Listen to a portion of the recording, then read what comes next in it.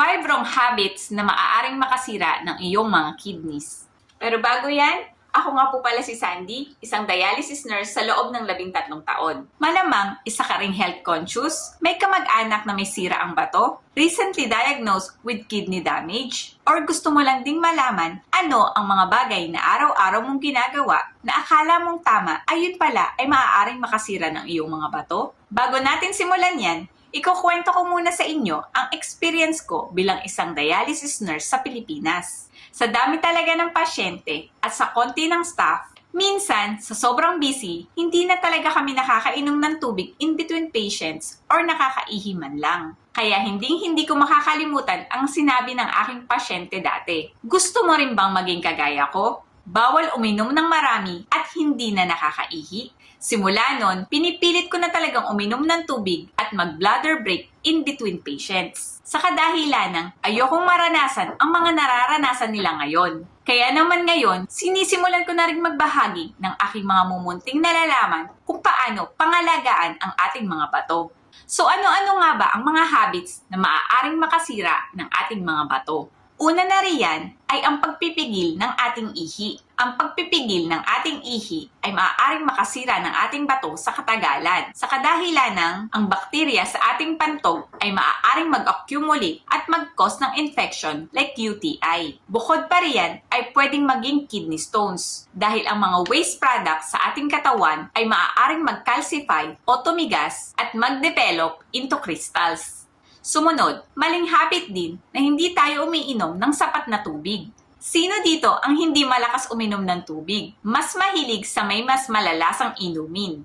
Well, alam nyo na ang sagot dyan. Ang hindi pag-inom ng sapat na tubig ay nakakasama sa ating bato dahil hindi nito na-flush ang waste products sa ating katawan. Kapag kakaunti lamang ang iniinom nating tubig, maaari tayong ma-dehydrate at mag-cause ng kidney stones. Okay, next. Ang malakas na pag-inom ng alak ay maaari ring makasira ng ating mga bato. Ang alak ay masama hindi lamang sa ating bato, pati na rin sa mga major organs tulad ng puso, utak, at atay. Napatunayan sa pag-aaral na ang mga heavy drinker ay may 5 times risk na magkasakit sa bato. Next na wrong habit na maaaring makasira ng ating bato ay ang hindi natin pag-eehersisyo. Ang pag-eehersisyo ay nakakababa ng risk ng pagkakaroon ng chronic kidney disease dahil naiiwasan nito ang sakit na diabetes at sakit sa puso. Ang pagkakaroon ng sedentary lifestyle ay isang dahilan ng pagkakaroon ng mga lifestyle-related diseases ngayon tulad ng diabetes, hypertension, at stroke. Ang pag-eehersisyo ay isang epektibong paraan upang lumuwag ang daluyan ng dugo sa ating katawan. Ang mga individual na hindi nag-eehersisyo at may sedentary lifestyle ay may mataas na tsansa na magkaroon ng chronic kidney disease sa katagalan. At panghuli, nakakasira rin ng ating bato ang kakulangan natin sa tulog.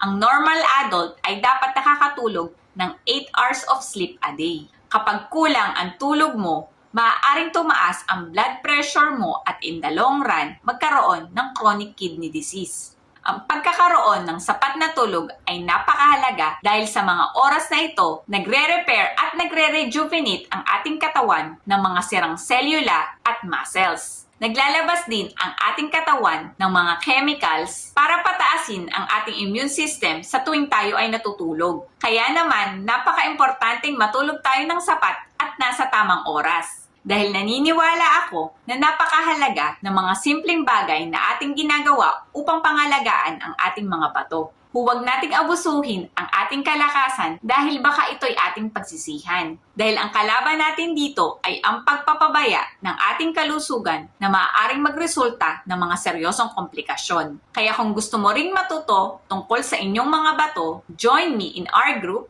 Usapang Bato PH. Doon ay magsama-sama tayong magbahagi ng ating mga mumunting nalalaman kung paano alagaan ang ating mga bato. At kung nagustuhan nyo po ang video na ito, please like, share, and follow nyo na rin. At i-comment nyo na rin sa baba kung ano ang naiisip nyong wrong habits na maaaring makasira din ng inyong mga bato. Ayun lamang po muna. Hanggang dito na lang. Huwag kakalimutan, true wealth is health. See you on my next vlog. Bye!